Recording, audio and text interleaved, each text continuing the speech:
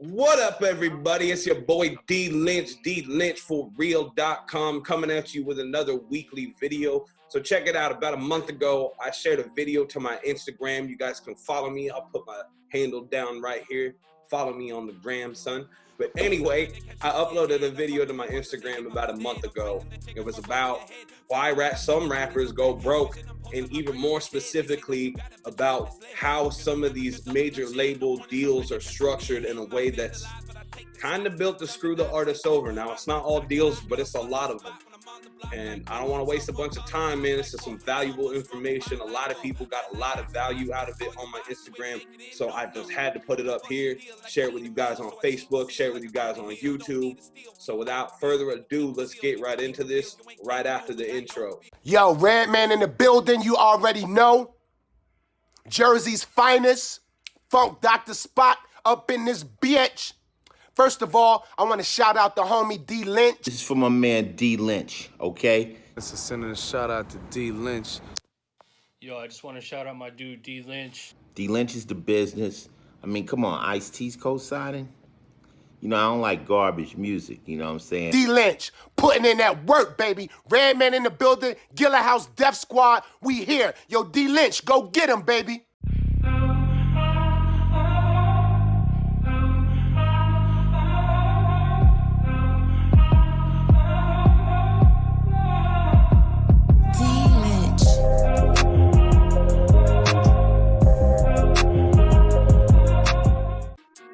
Welcome back. That song you're hearing in the background right now was my new single called Save Me. Please go check it out on Spotify, Apple Music, iTunes, what have you.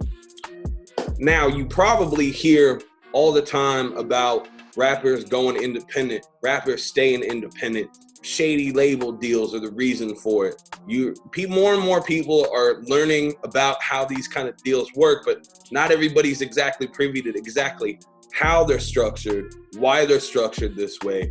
And I really felt like it was important to share this week so you guys can take some information out of this. Whether you're in a current negotiation period right now, you've been offered a contract, whether you get offered one in the future, you can take this information and make a little bit wiser of a decision. Calculate the risk, kind of negotiate it to what fits better towards you. You'll know what to look out for, because too often new artists get caught in these kind of deals.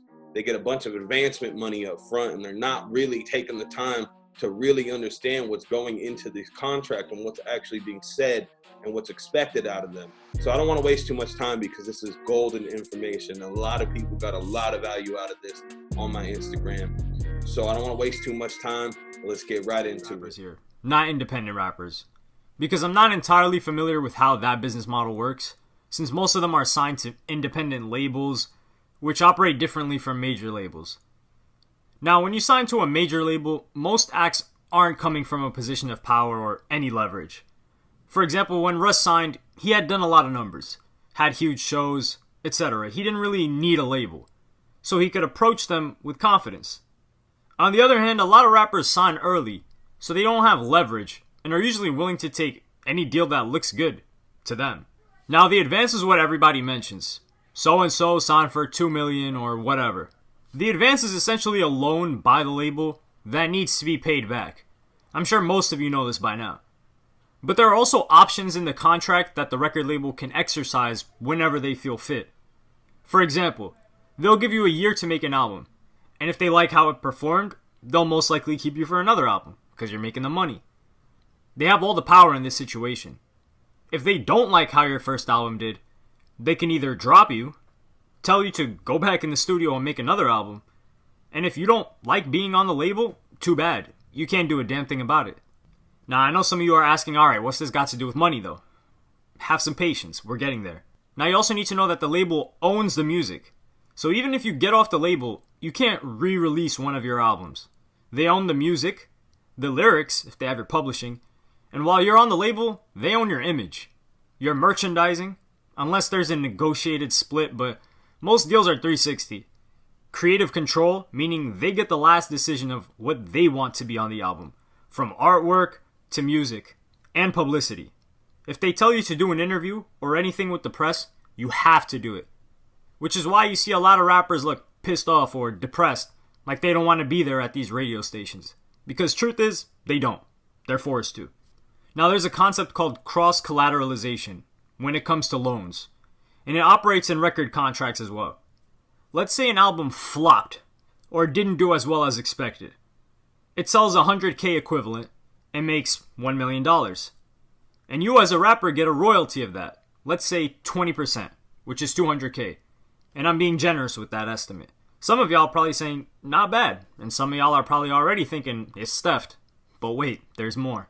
Say the album cost 500K to make in expenses. So guess what happens? You're in the negatives now. And you owe the label 300K. And most likely won't even see the check from that 200K you made from the first album. But the label made a good 500K plus off of it.